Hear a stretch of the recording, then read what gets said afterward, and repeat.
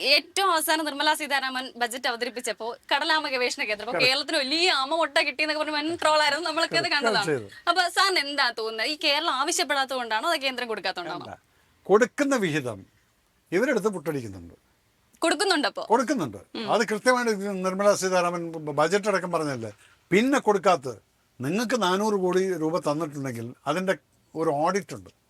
എങ്ങനെ ചിലവാക്കി, എന്ത് ചിലവാക്കി, അത് കഴിഞ്ഞാലും നമ്മൾ ഏത് കമ്പനിയിലും പിന്നീടുള്ള റിന്യൂവൽ ചെയ്യുള്ളൂ. അത് നിങ്ങൾ കൊടുക്കില്ലെങ്കിൽ കൊടുക്കാൻ നിങ്ങളുടെ അടുത്ത് കണക്കില്ല. അപ്പോൾ നിങ്ങൾ കൊടുക്കില്ല, അപ്പോൾ ഒരു തരില്ല, ഡിലേ ചെയ്യും. സാർ ഇപ്പോൾ ഈ ആമമുട്ട കാര്യം പറഞ്ഞപ്പോൾ പോലെ തന്നെ ഇപ്പോൾ നമുക്കറിയാം വയനാട് വെച്ചാൽ നമ്മൾ കണ്ട ഏറ്റവും വലിയ ദുരന്തമാണ്. അപ്പൊ അതിന് പോലും കേന്ദ്രത്തിന്റെ ഒരു സഹായം എത്രത്തോളം ഉണ്ട് എന്ന് ചോദിച്ചാൽ സാറിന്റെ മറുപടി എന്താ? നമ്മുടെ നൈസമോളൊക്കെ വന്ന് പ്രധാനമന്ത്രി താലോലിച്ചിട്ട് പോയതാണ്.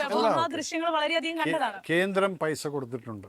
ഓക്കെ, ഇപ്പം കേന്ദ്രത്തിൻ്റെ വിഹിതമായിട്ടുള്ളത് കൊടുക്കേണ്ടത് അവർ കൊടുത്തിട്ടുണ്ട്, ഗവൺമെൻറ് കിട്ടിയിട്ടുണ്ട്. അതവിടെ നിൽക്കട്ടെ. പ്രാക്ടിക്കലി ഞാനെന്ന വ്യക്തി മോഹൻലാലിൻ്റെ കൂടെ പോയി 2 കോടി രൂപ അവിടെ അനൗൺസ് ചെയ്തതാണ്. ഓക്കെ, ഇപ്പം ചിലർ എൻ്റെ അടുത്ത് ഈ ഇലക്ഷൻ്റെ സമയത്തേക്കും ഇയാൾ 2 കോടി അനൗൺസ് ചെയ്ത് പോകുന്നില്ല, എവിടെ പോയെന്ന് ചോദിച്ചു. ചോദിക്കാം നിങ്ങൾക്ക്. ഞങ്ങളിന്നും ആ 2 കോടി ഞങ്ങളുടെ അക്കൗണ്ടിൽ കിടക്കുകയാണത്. ഇത് കഴിഞ്ഞ് ഞങ്ങൾ കാണാത്ത മന്ത്രിമാരില്ല, ഈ ഭരിക്കുന്ന ഗവൺമെൻറ്റിൻ്റെ മന്ത്രിമാരില്ല. എന്നിട്ട് ഞങ്ങൾ പറഞ്ഞു ഞങ്ങൾക്ക് സ്ഥലം തരൂ. കാരണം നമുക്ക് സ്ഥലം വാങ്ങിക്കാൻ പറ്റില്ല.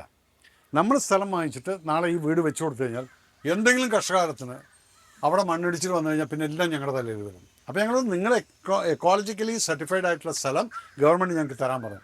ഇതുവരെ തന്നിട്ടില്ല, ഇതുവരെ. വരുന്നു. അതാണ് ഞാൻ പറഞ്ഞത്. ഞങ്ങളിത് കൊടുക്കാമെന്ന് പറഞ്ഞിട്ട് അതിനെപ്പോലും യൂസ് ചെയ്യാതെ കേന്ദ്രം കൊടുത്തിട്ടുള്ള ഫണ്ടുകളെ മുഴുവൻ മിസ്യൂസ് ചെയ്തതിന് ശേഷം ഇപ്പോഴാണ് നിങ്ങൾ വീട് കിട്ടിയെന്ന് പറഞ്ഞ ഇലക്ഷന് മുന്നേ 409 വീടിന്റെ താക്കോൽദാനൊക്കെ പടപടാന്ന് ചെയ്യുന്നത്.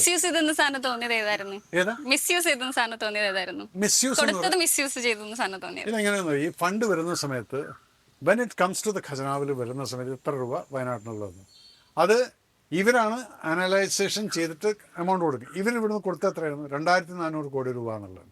That's an exaggerated rate. When that goes, അവിടെ ഓഡിറ്റ് നടക്കും, എന്തെല്ലാം നടന്നു എന്നിട്ട്. നമുക്ക് ഒരാൾക്കും ഒരാളെയും ചീറ്റ് ചെയ്യാൻ പറ്റില്ല.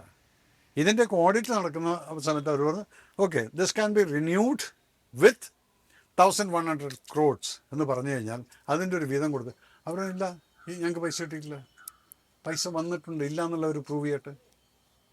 എന്തിനെ? എന്നിട്ട് അതിൻ്റെ ഓഡിറ്റ് കൊടുക്കാൻ പറഞ്ഞാൽ കൊടുക്കില്ല. കാരണം എന്താണ്? വീട് വെച്ചു കൊടുക്കുന്നില്ല. MLA ആയിട്ട് വരികയാണെങ്കിൽ ഒരു എന്താ പറയുക, കുറച്ച് സീരിയസ് ആയിട്ടുള്ള ഒരു വ്യക്തിയായിട്ട് തന്നെ നമ്മുടെ ഒരു മേജർ രവി എന്ന് പറയുമ്പോൾ ചിട്ടാളക്കാരന് ചട്ടക്കൂടൊക്കെ ഉള്ളത് കൊണ്ട് തന്നെ സീരിയസ് ആവും MLA. ഞാൻ കുട്ടികളുടെ കാര്യം പറഞ്ഞില്ലേ, ഈ കളിസ്ഥലങ്ങളിൽ കൂടെ ഞാൻ ഈ കുട്ടികൾക്കൊരു ഡിസിപ്ലിൻ ഉണ്ടാക്കും. കാരണം കൃത്യം 6:30 മണിക്കത് അവരിൽ റെസ്പോൺസിബിലിറ്റി കൊടുക്കാൻ പറ്റും. അവിടെയുള്ള ആളുകളെ കൊണ്ട് പറയും ഇന്നവനാണ്, അത് ഒരു ദിവസം തീരുമാനിച്ച് ചാവി തുറക്കുന്നതും അടയ്ക്കുന്നതും മറ്റതിൻ്റെ കടയിൽ കൊണ്ട് കൊടുക്കുന്നതും ഈ കുട്ടിയായിരിക്കും. അവൻ ആ റെസ്പോൺസിബിലിറ്റി വരും. സമയത്തിൻ്റെ വില മനസ്സിലാകും. 6:30 കഴിഞ്ഞാൽ അവർക്ക് വീട്ടിൽ പോകണം എന്നുള്ളതാവും. കാരണം 6:30 അടച്ചു പൂട്ടാനുള്ള ഓർഡർ നമ്മൾ കൊടുത്ത്.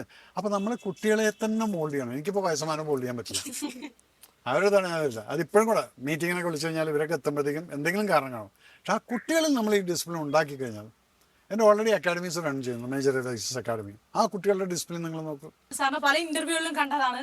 അങ്ങനെ ഭയങ്കരമായ രാജസ്നേഹം കൊണ്ടൊന്നും ഞാൻ പട്ടാളത്തിൽ ചേർന്ന ആളല്ല.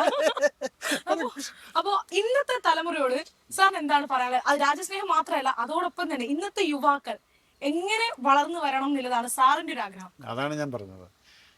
ആദ്യം നിങ്ങൾ ആ ഡിസിപ്ലിൻ, അച്ഛനമ്മമായിട്ടുള്ള ബഹുമാനം, മാതാപിതാക്കളോടുള്ള ബഹുമാനത്തിൻ്റെ കൂടെ തന്നെ അധ്യാപകരെ റെസ്പെക്ട് ചെയ്യുക. അല്ലാതെ അധ്യാപകൻ്റെ കരണത്തടിക്കുന്നതും റിട്ടയർമെൻറ്റ് പോകുന്ന പ്രിൻസിപ്പളിൻ്റെ ശവകുടീരം കെട്ടിയിട്ട് പറഞ്ഞയക്കുന്നു, ഇതൊക്കെ നമ്മുടെ നാട്ടിൽ ഞങ്ങളുടെ പാലക്കാട് പറയും കുരുത്തം കെട്ടോന്ന് അറിയില്ല. ആ ഒരു ലെവലിലാണ് ഞങ്ങളുടെ പച്ചക്കുള്ള ലാംഗ്വേജാണത്. അതൊരു കുരുത്തം കെട്ടോനാണ്, അല്ലെങ്കിൽ അത് കുരുത്തം കെട്ടോളാന്ന് പറയും.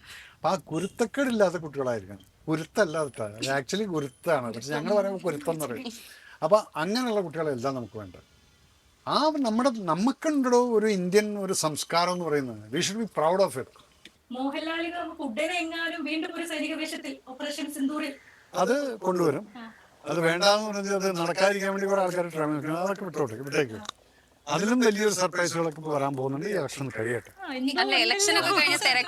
വലിയ സർപ്രൈസ് ആയിരിക്കും. സിനിമയുടെ കാര്യം പറഞ്ഞതുകൊണ്ട് ചോദിക്കുകയാണ്, നമ്മൾ പല സിനിമകളിലും കണ്ടതാണ് കേന്ദ്രത്തിന് ഈ സെൻസർ ബോർഡിന്റെ ഒരു കട്ട്.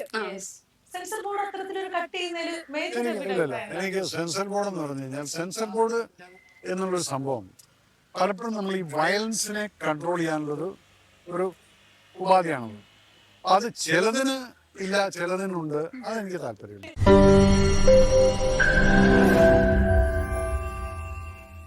ലോകത്തെവിടെയായാലും ഏത് സമയത്തും 24 വാർത്തകളും ഓഗ്മെന്റഡ് റിയാലിറ്റി പാക്കേജുകളും എക്സ്പ്ലെയിനറുകളും വിശദമായി കാണാൻ ഞങ്ങളുടെ യൂട്യൂബ് ചാനൽ നിങ്ങൾക്ക് സബ്സ്ക്രൈബ് ചെയ്യാം.